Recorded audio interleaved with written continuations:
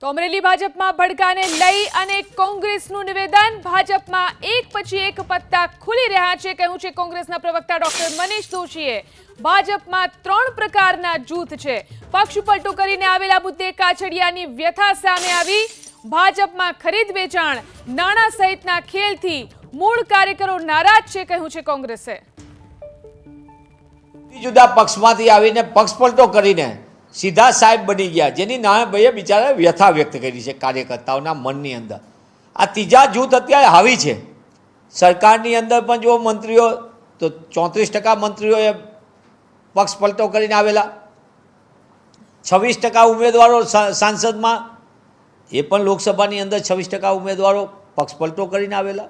વિધાનસભાની અંદર 40થી વધુ ઉમેદવારો પક્ષ પલટો કરીને આવેલા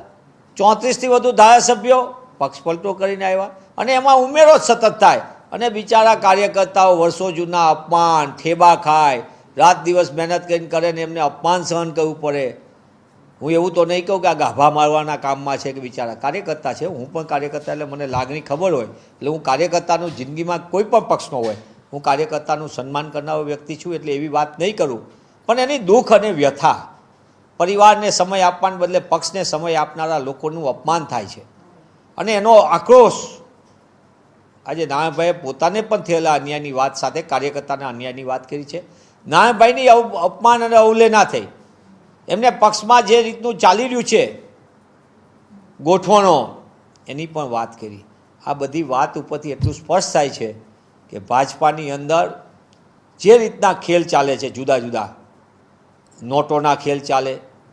ખરીદ વેચાણના ખેલ ચાલે બીજા પ્રકારના ખેલ ચાલે આ ખેલના ઓલામાં પાયાનો કાર્યકર્તા સતત અવગણના અનુભવે છે અપમાન સહન કર્યું છે અને એના ભાગરૂપે જ આ વસ્તુ સામે આવી છે